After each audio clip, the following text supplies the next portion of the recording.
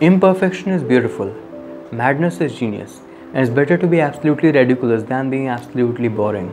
नमस्कार, मैं हूं वसराज। ये अल्फाज हैं एक एक्ट्रेस के, एक ऐसी एक्ट्रेस जिसे एक वक्त पे दुनिया की सबसे खूबसूरत औरत के तौर पे जाना गया। एक ऐसी एक्ट्रेस जिसका कैलकुलेटेड आईक्यू एल्बर्ट आइंस्टाइन के एस्टिमेटेड आईक्यू से भी ज़्यादा था।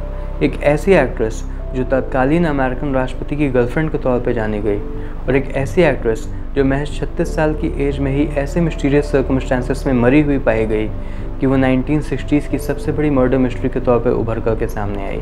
जी हाँ, आज हम लोग बात करने जा रहे हैं मैरिलिन मोनरो की। आज 1 जून 2023 को मैरिलिन मोनरो की 97th बर्थ एनिवर्सरी है। जी हाँ, आज से ठीक 97 साल पहले अमेरिका के कैलिफोर्निया में लॉस एंजलिस इलाके में मैरिलिन मोनरो का जन्म हुआ। एक ऐसे परिवार में जिसकी वजह से मैरिलिन मोनरो का बचपन काफ़ी मुश्किलों में गुजरा। मैरिलिन मोनरो की माँ को एक साइकोलॉजिकल इलनेस थी जिसे हम लोग पैरानॉइड स्किज़ोफ्रेनिया के नाम से जानते हैं। उनके 2 हस्बैंड्स थे, लेकिन उनमें से कोई भी मैरिलिन मोनरो का बायोलॉजिकल फादर नहीं था, यानी उनके पिता का कोई अता पता नहीं था। मैरिलिन मोनरो के बचपन का नाम था नॉर्मा जीन मॉर्टेंसन। उसके बाद माँ की साइकोलॉजिकल इलनेस की वजह से आगे चल कर के उन्हें अबैंडन कर दिया गया, और आगे चल कर के 12 फॉस्टर होम्स और ऑर्फनेजेस में से होकर के गुजरी मैरिलिन मोनरो। कुछ इसी तरीके से गुजरा उनका बचपन, और इन सारी मुश्किलातों को फेस करते हुए कई बार उन्हें सेक्सुअल एक्सप्लॉयटेशन का भी सामना करना पड़ा। इन सभी चीज़ों से होकर के गुजरने के बाद आखिरकार 16 साल की उम्र में मैरिलिन मोनरो की पहली शादी हुई।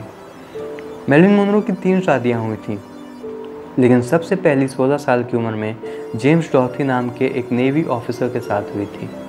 जेम्स डॉर्थी के साथ उनकी शादी ज़्यादा वक्त तक नहीं चली, और फिर उसके बाद आगे चल के वर्ल्ड वॉर 1 के दौरान वो एक फैक्ट्री में काम करने लग गई, और वहीं पे एक फ़ोटोग्राफ़र की नज़र पड़ती है उन पे, और यहाँ से शुरू होता है मैरिलिन मोनरो के मॉडलिंग का करियर।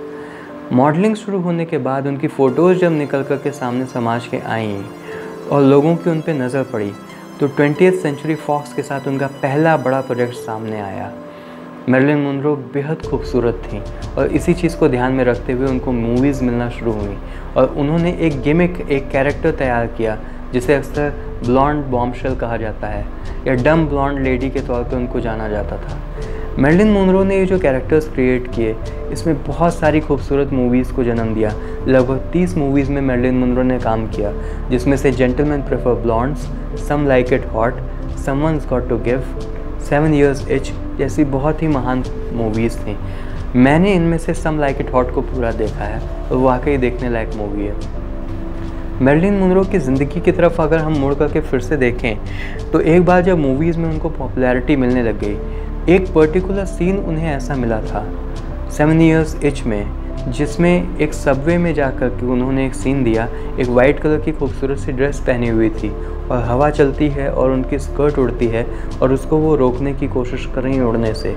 ये एक सीन, ये एक शॉट, इसकी एक फ़ोटो ये इतनी ज़्यादा फेमस हुई कि उस समय के 1950s और 60s के ज़माने में शायद ही ऐसा कोई बॉयज़ हॉस्टल रहा होगा जिसकी अलमारियों में ये फ़ोटो नहीं चिपकी हुई थी, और मैरिलिन मोनरो को सिर्फ इस एक सीन की वजह से पूरी दुनिया में जाना गया। धीरे धीरे उनकी खूबसूरती का जादू पूरी दुनिया पे फैलने लग गया, और उस समय के सबसे बड़े अमेरिकन बेसबॉल प्लेयर जो डिमैगियो के साथ उनकी शादी हुई। जो डिमैगियो के साथ भी उनकी शादी कुछ खास वक्त तक नहीं चल पाई, क्योंकि धीरे धीरे उनके बीच में एक विश्वास की कमी पैदा होने लग गई।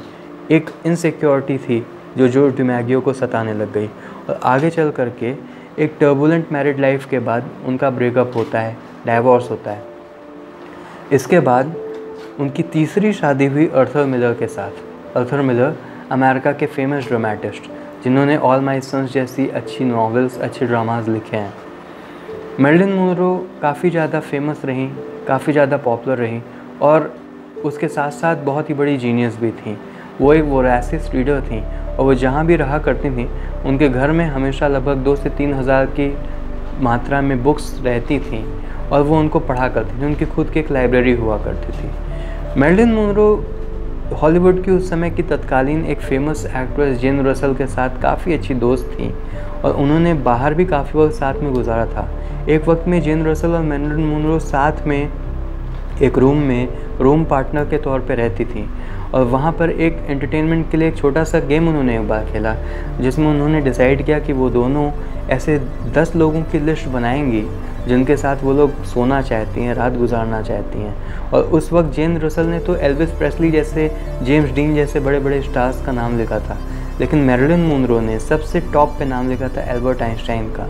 इसकी वजह ये थी कि मैरिलिन मोनरो एक सैपियोसेक्सुअल इंसान थी, यानी कहीं ना कहीं वो इंटेलिजेंट लोगों को ज़्यादा पसंद करती थी, जबकि वो सबसे खूबसूरत औरत थी, लेकिन वो खूबसूरती को उतना प्रेफर नहीं करती थी जितना इंटेलिजेंस को प्रेफर करती थी। तो इसी क्रम में उन्होंने जो डिमैगियो से शादी की, अर्थर मिलर से शादी की। लेकिन मैरिलिन मोनरो ने जब हॉलीवुड में एंट्री ली तो एक उनका खूबसूरत चेहरा और दूसरा जो उनका फिज़िक था, उसमें जो एक सेक्सुअल अपील थी, उसने मैरिलिन मोनरो को एक हर दिल अजीज़ इंसान बना दिया और घर घर तक उनका नाम पहुंच गया। उनकी एक जो कॉकनी एक्सेंट था, जो एक सिडक्टिव वॉइस थी, उसकी वजह से वो बहुत ज़्यादा फेमस हो गई। मैरिलिन मोनरो ना सिर्फ मूवीज़ करती थी बल्कि बहुत सारे गाने भी गाया करती थी। उनका एक गाया हुआ गाना जो उन्होंने प्रेसिडेंट जॉन एफ कैनेडी के बर्थडे पे गाया था, हैप्पी बर्थडे मिस्टर प्रेसिडेंट, वो आज तक बहुत फेमस है। इन सारी चीज़ों के साथ कहीं ना कहीं मैरिलिन मोनरो की पिछली ज़िंदगी के जो टर्बुलेंस थे, उन्होंने उनका पीछा नहीं छोड़ा।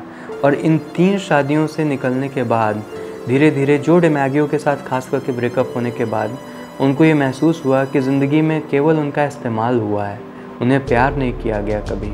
और इस चीज़ के चलते धीरे धीरे कहीं ना कहीं वो उसी डिप्रेशन और एंग्जाइटी में जाने लग गई जिसमें कभी उनकी माँ थी।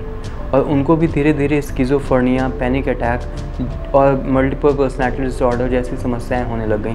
हालांकि इसका एक पहलू ये भी है कि दुनिया में अब तक के जितने भी सबसे बड़े बड़े जीनियस देखे गए हैं, वो किसी न किसी ऐसे साइकोलॉजिकल डिसऑर्डर के पेशेंट ज़रूर थे। किसी को मल्टीपल पर्सनैलिटी डिसऑर्डर था, किसी को स्किज़ोफ्रेनिया था, किसी को पैनिक अटैक्स आया करते थे, किसी को बाइपोलर डिसऑर्डर था। ये सारे जीनियस लोगों के साथ था। और मैरिलिन मोनरो का भी, क्योंकि IQ लगभग 164 था, जीनियस लेवल IQ से कहीं आगे, तो उनके साथ ये प्रॉब्लम थी। उसके अलावा बचपन के उनके एक्सपीरियंसेस जो थे, उन्होंने भी उनके दिले दिमाग पे काफ़ी गहरा असर छोड़ा था। मैरिलिन मोनरो धीरे धीरे पॉपुलैरिटी को इतना ज़्यादा पाती के चली गई कि उस समय के जो तत्कालीन प्रेसिडेंट थे जॉन एफ कैनेडी, उनकी नज़र पड़ी मोनरो पे और दोनों के बीच में बहुत जल्दी नज़दीकी हो गई और वो उनकी गर्लफ्रेंड बन गई। इस वजह से मैरिलिन मोनरो की पॉपुलैरिटी और पावर बहुत ज़्यादा बढ़ने लग गई अमेरिका में। धीरे धीरे कहीं ना कहीं इसी वजह से वो CIA के भी टारगेट पे आने लग गई थी। और इस चीज़ का आगे चल के खामियाजा उनको भुगतना पड़ा, क्योंकि उनका रिलेशनशिप ना सिर्फ जॉन एफ कैनेडी बल्कि उनके छोटे भाई रॉबर्ट कैनेडी के साथ भी था। इस चीज़ की वजह से कहीं ना कहीं CIA को शक होने लग गया कि अमेरिकन गवर्नमेंट की बहुत सीक्रेट चीज़ें मैरिलिन मोनरो के हाथ लग रही हैं, बहुत सीक्रेट जानकारियाँ जो उन्हें नहीं मिलनी चाहिए थी। इसी क्रम में आगे चलते धीरे धीरे मैरिलिन मोनरो खुद भी साइकोलॉजिकल पेशेंट के शिकार होने लगी। डिप्रेशन की वजह से उनको सीडेटिव्स की और एंटी डिप्रेसेंट्स की ज़रूरत पड़ने लगी।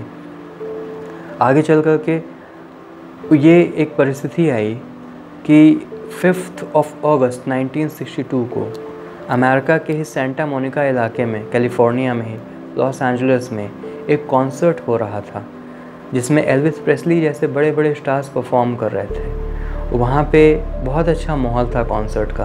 और अचानक से DJ ने उस कॉन्सर्ट को रोका और एक फ्यूनरल सॉन्ग बजाना शुरू किया, एक होमेज सॉन्ग बजाना शुरू किया जो नेगेटिविटी से भरा हुआ था। और लोगों को ये महसूस हुआ कि शायद किसी की डेथ हुई है।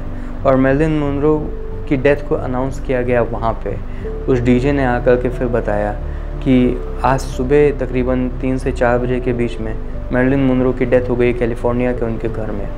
लेकिन ये बात इतनी सिंपल नहीं थी जितनी कि हम आप सुन और समझ रहे हैं। इस चीज़ के पीछे शुरू होती है एक बहुत बड़ी मिस्ट्री। मैरिलिन मोनरो की जो केयर टेकर थी, जो उनके घर में रहा करती थी, 4 अगस्त की रात उन्होंने ये सुना कि मैरिलिन मोनरो ने किसी से फ़ोन पे बात की।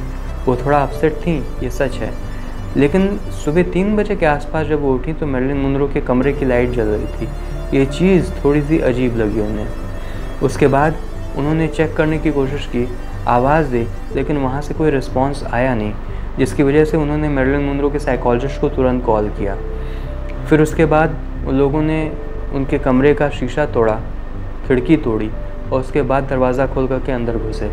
जहाँ पे उन्होंने देखा कि मैरिलिन मोनरो नेकेड थी पूरी तरीके से और अपनी बेड पे औंधे मुंह पड़ी हुई थी और उनका हाथ उनके फ़ोन के रिसीवर पे था।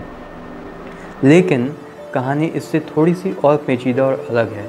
जब फॉरेंसिक डिपार्टमेंट के लोग आए सुबह के लगभग और मैरिलिन मोनरो को डेड डिक्लेयर किया गया, तो वहाँ पे फॉरेंसिक डिपार्टमेंट वालों ने देखा कि मैरिलिन मोनरो के खिड़की के जो शीशे थे टूटे हुए वो बाहर की तरफ पड़े थे गार्डन में, जबकि अगर बाहर से शीशा तोड़ा गया है तो शीशे अंदर गिरे पड़े होने चाहिए थे।